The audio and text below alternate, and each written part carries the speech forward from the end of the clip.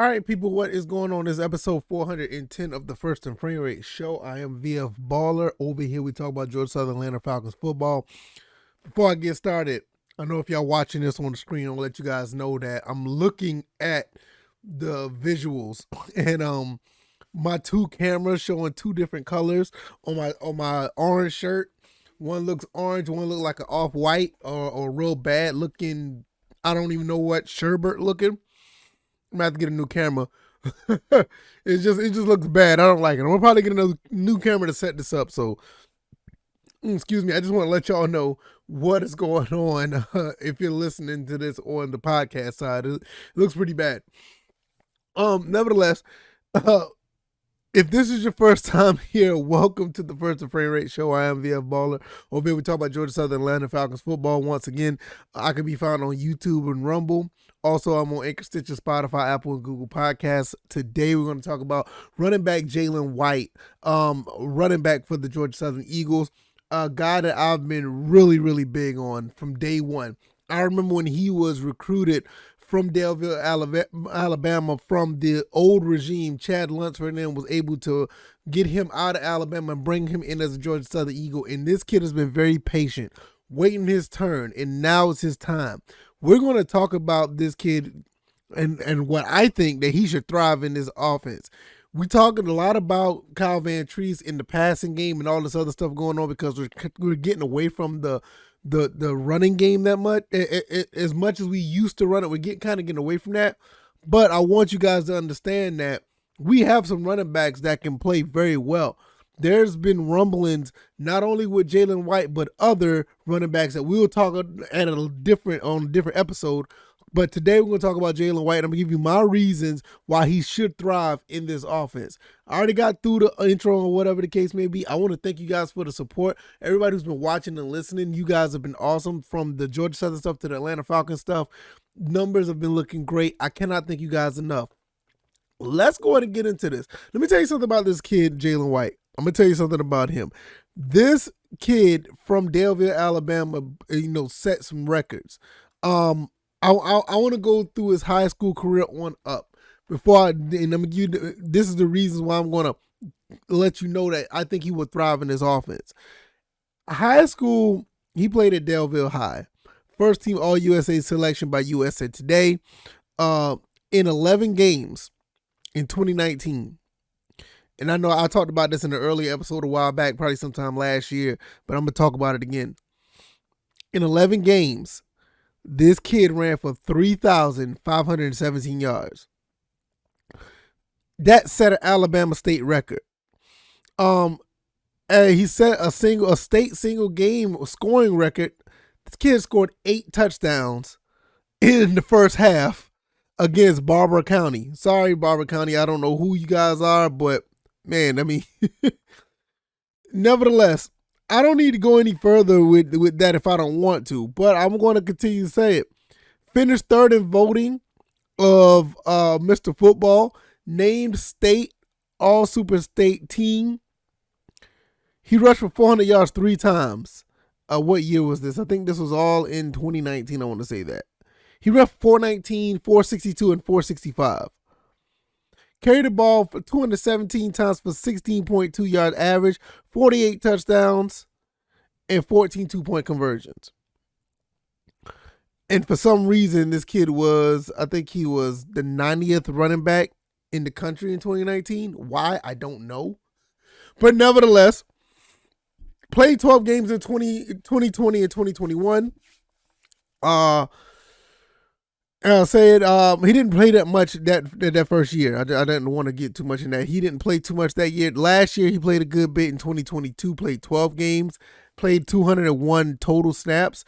That was up from 2021 was 114 total snaps. But this is the flip side. In 2020, 2021, he had 35 snaps on offense and 79 on special teams. Flip this back to 2021, 2022, he had 170 on offense and 31 on special teams. So I want to let you guys know this guy has been waiting his time. Played against Arkansas State 13 times for 157. That was the highlight that he had. Also, he ran the ball 10 carries for 10 carries for 82 yards and 2 touchdowns against Texas State. Also had 2 touchdowns in the Arkansas State game. Had 9 carries for 38 yards against BYU. That's a game that I really wish you would have had more carries in that game, but I really don't want to go back to the BYU game. I mean, you can go look at that episode.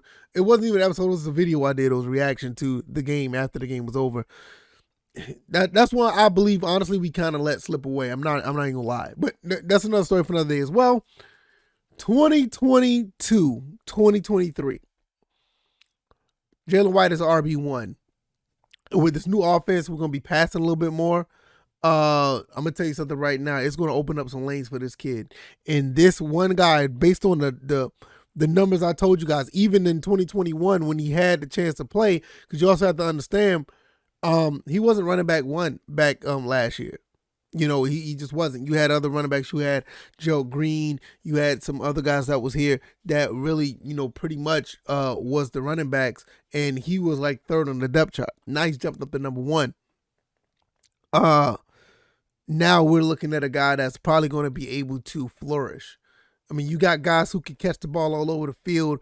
I've been hearing rumblings that we have anywhere up to maybe 6 to 7 wide receivers that could be wide receiver number one that are playing at a high level, who are doing really good things during practice and during fall camp or whatever the case may be. It's going to open up lanes for this kid.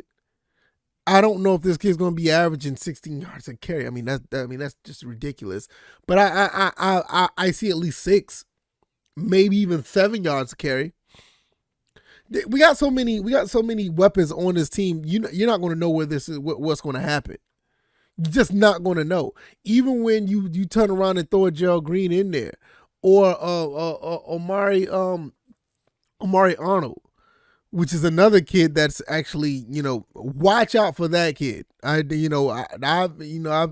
Watch out for that kid. That's all I'll say, because that kid looks, he looked like he could make something happen based on what I've seen in his high school days and what I think he's capable of doing if he's able to get some space.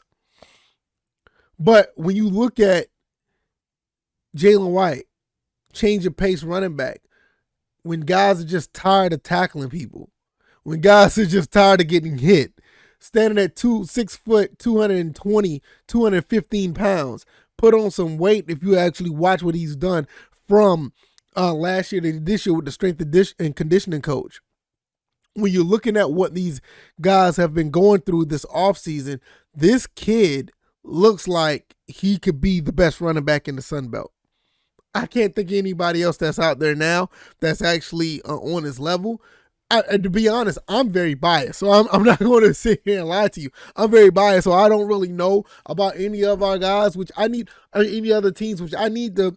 I've been slipping. I need to start looking into that stuff, which we'll double and dabble in that as the season gets closer. But I've been big on this kid from day one. I've been very huge on Jalen White.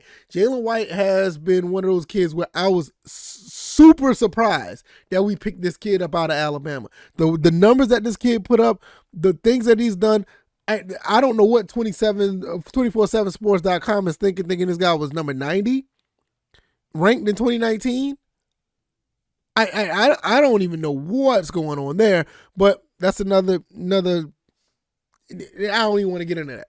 27sports.com has been really iffy lately, but nevertheless, I'm surprised that Georgia Southern was able to pick him up. When I knew they picked him up, I knew that this kid was going to be one of those guys that will flourish in the old offense. The problem is that offense just wasn't ran. I don't think that offense was ever ran to perfection. I don't think it was ran properly, not only just because of personnel, but just the old staff. But that's another story for another day. When you're looking at him coming over to Georgia Southern, I was like, yo, he's going to be good. This is what we need. We want a guy who can run like this. I remember on Twitter when he found out he committed, and people were like, wow, what? We got this guy? I mean, I said, yo, look at the numbers that this guy put up. People on Twitter was like really, really excited. Now you're looking at a situation where the offense has changed, where Coach Clay Helton already said he's going to be passing the ball, he's going to be more aggressive downfield, and I have no problem with that. This is what we need. We need to be more aggressive downfield. We need to be moving up with the modern style of football. Triple option is great.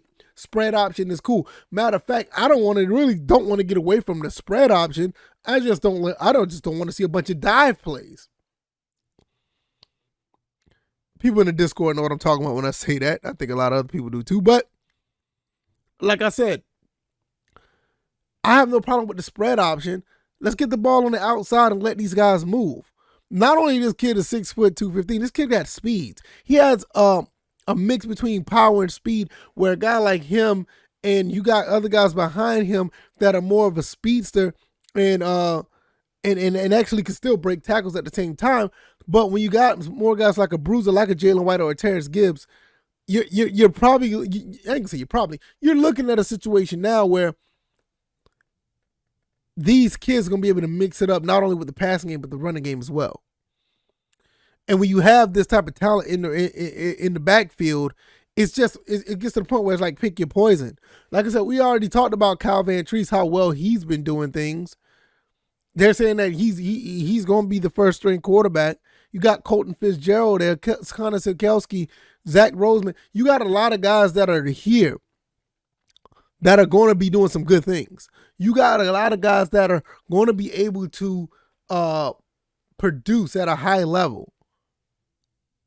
Now, I just talked about all the quarterbacks. Now you're talking about the wide receivers, the Marcus Sanders, the Derwin Burgess, the Sam Kinnersons, the tight ends, J.J. McCaffrey, Bo Johnson. We got guys. Let me tell you something about this team. A lot of people give this team a lot of flack because of what they haven't done in the past 3-4 years, and I get it. I want a lot of people to understand that we've had a lot of athletes that were just trying their best to be successful in an offense that just was not their strength. Just was not their, even if, you have a Kyle Van Treese or whatever the case may be. Y'all have to understand, Shai Werts covered up a lot of stuff. You have to understand Wesley Kennedy, Wesley Fields, I can't remember his name. It was Montero, number 15. Nevertheless, we had a lot of running backs that covered up a lot of stuff. People in the backfield covered up a lot for Georgia Southern. We weren't able to throw the ball like we wanted to when we had guys like a Darion Anderson and Mashad and like even Wesley Kennedy going out there catch passes. We had a lot. Caleb Hood is another one. These guys covered up a lot for this offense. Now, a lot of these guys, even with the transfers, a lot of these guys are still being held over. Going to be put in a situation where this offense is going to be much more catered to their strengths. Much more catered to their strengths. And it just so happens that we have quarterbacks that are more traditional passers. And it's not a knock against Shai Werts or whatever. It's not a knock against him. The thing with Shai fit the mold of what we were trying to do at the time for Georgia Southern. He fit it perfectly. He was just so able to learn how to throw, as his career progressed. But what he did exactly what he was supposed to do at Georgia Southern. But now we have more traditional, stand in the pocket, not going to run so much type of quarterbacks that's going to distribute the ball. And when you distribute the ball amongst the receivers that I just named not too long ago, guys like Jalen White is going to be able to flourish. And this is one guy you do not want in the open field. Well, defenses anyway. Do not want to see this guy in the open field. I've seen what he's able to do. So, at the end of the day, Jalen White should be able to, thrive, flourish. He should be getting all Sun Belt honors. And I'm naming it now. Barring injury, I'm naming it now. He should get all Sun Belt honors after the season is over. Because I feel like with everything that's going on, first of all, people are not going to be able to prepare for what, the passing game. They're not. People still think we're running a triple option. Some people still think that we're going to be catering to the option because of the fact that we're in a transitional state. Let them keep thinking that. Let them keep thinking that. But I think this kid right here is going to flourish because once they don't know what hit him, he's going to come around and smack him in the face and run right at him. Him and a couple other running backs. It's going to be a beautiful thing to see. If you like this commentary, hit the like button and share this podcast. Subscribe to the channel if you haven't already. Jalen White, man, what you guys think? You think I'm tripping? You don't think he's not going to be able to do anything? What do you guys think? Let me know in the comments below. Let me know in the feedback area. Let me know on Twitter. I am at VFBaller. All the links are down in the description. I am on YouTube and Rumble, also on Anchor, Stitcher, Spotify, Apple, and Google Podcasts. And we're going to keep chugging right along. It is Thursday. Hopefully you guys are getting closer and closer to watch what these guys do. They're about to have a scrimmage. It's gonna be a lot of football gonna be talked about within the next 4 or 5 days. The Falcons are gonna be doing their preseason. Georgia Southern is gonna have their first scrimmage. I mean, it's a good time, guys. Don't be like these guys who come around in the comment section, which I don't want to name, that want to talk about our current coach. Yes, they're still doing that. Unbelievable. It's gonna be a good time, man. Enjoy it. Come over to the Discord. I'll be posting that on Twitter every now and then. Come over to the Discord and talk some Georgia Southern football. Have fun. Enjoy it. Football season is here. And we're going to be talking about more players along with guys like Jalen White. All right, y'all. I'll see you guys on Friday. Enjoy the rest of your Thursday. You guys take it easy and you guys be blessed. Peace.